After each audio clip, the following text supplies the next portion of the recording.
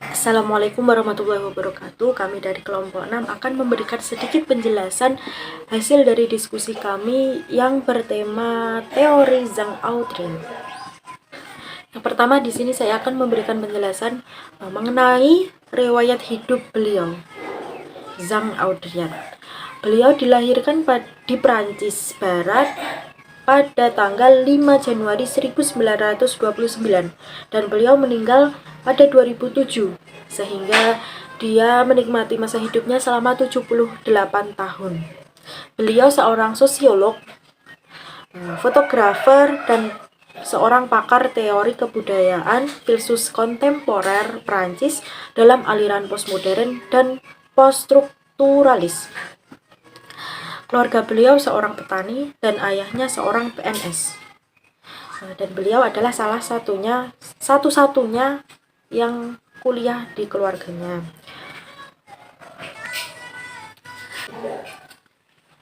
Selanjutnya yaitu teori simulacrum. Dunia menurut Audrey didominasi oleh simulacrum.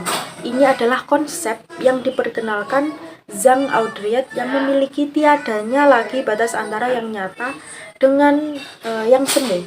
Dunia telah menjadi dunia imajiner. Audrey memberikan contoh Disneyland.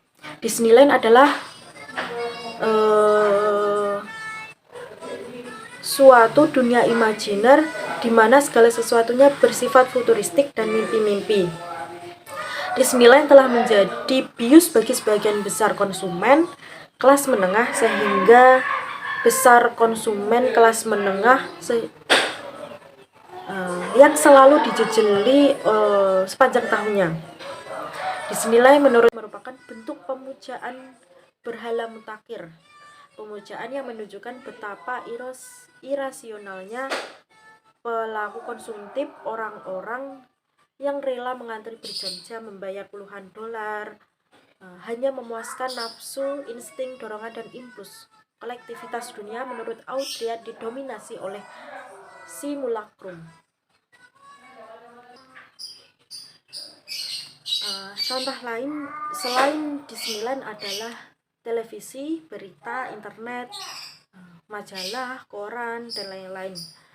Realitas saat ini itu bukan realitas yang memiliki referensi atau representasi, melainkan simulacrum itu sendiri, dunia simulasi yang dibentuk dengan berbagai tanda dan kode secara acak tanpa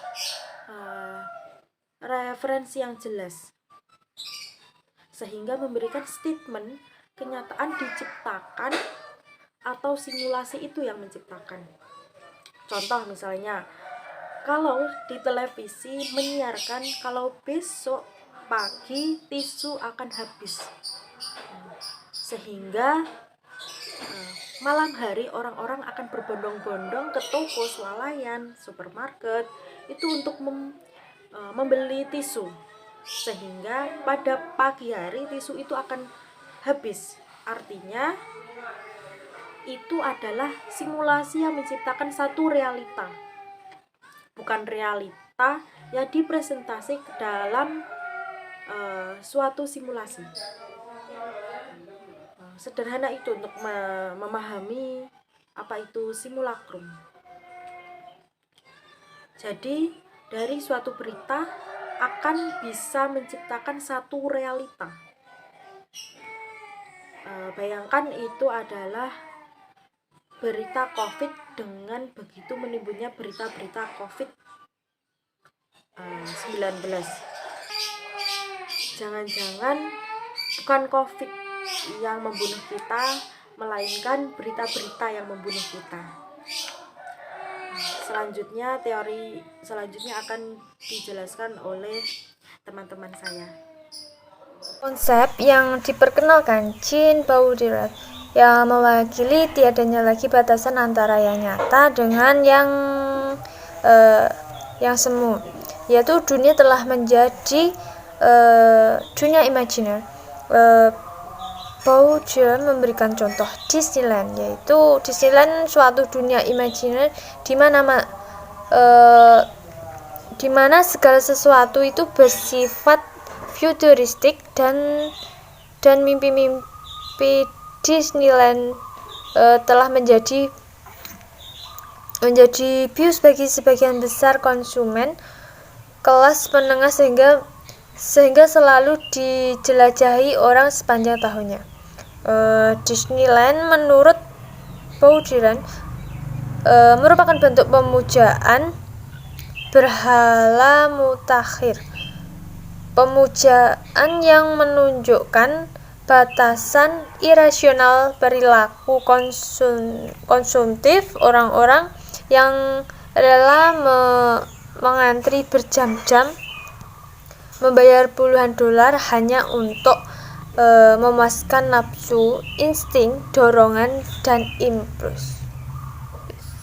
Semiotika dan hipersemiotika, yaitu ada terminologi lain yang sangat berkaitan dengan simulacrum ataupun hiperrealitas, yaitu yang disebut dengan semiotika. Semiotika itu adalah salah satu dari ilmu yang oleh beberapa ahli atau pemikiran dikaitkan dengan kedustaan, terus kebohongan,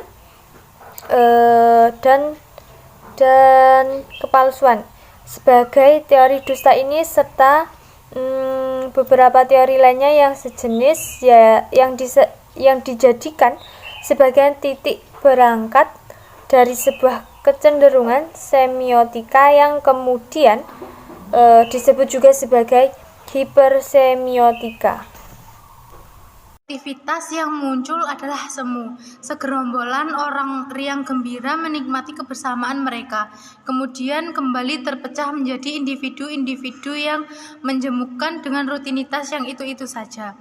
Ini adalah sebuah simulacrum. Jean Baudrillard menggunakan juga istilah hiperrealitas untuk menjelaskan perekayasaan atau dalam pengertian distorsi makna di dalam media. Hiperrealitas komunikasi, media, dan makna menciptakan satu kondisi di mana kesemuanya dianggap lebih nyata daripada kenyataan dan kepalsuan dianggap lebih benar daripada kebenaran. Isu lebih dipercaya ketimbang informasi. Humor dianggap lebih benar ketimbang kebenaran. Kita tidak dapat lagi membedakan antara kebenaran dan kepalsuan, antara isu dan realitas. Berkembangnya hiperrealitas komunikasi dan media tidak terlepas dari perkembangan teknologi yang telah berkembang mencapai teknologi simulasi. Dalam semiotika, bila segala sesuatu yang terdapat dalam terminologi semiotika disebut sebagai tanda atau sign, semata alat untuk berdusta, maka setiap tanda akan selalu mengandung muatan dusta.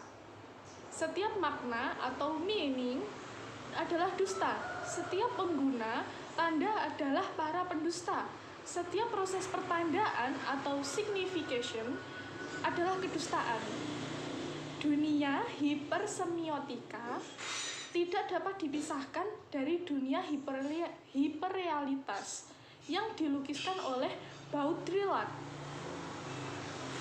Hiperrealitas menciptakan satu kondisi yang di dalamnya kepalsuan berbaur dengan keaslian, masa lalu berbaur dengan masa kini, fakta bersimpang siur dengan rekayasa, tanda melebur dengan realitas, dusta bersenyawa dengan kebenaran. Kategori-kategori kebenaran, kepalsuan, keaslian, isu-isu, realitas seakan-akan tidak berlaku lagi di dalam dunia seperti itu.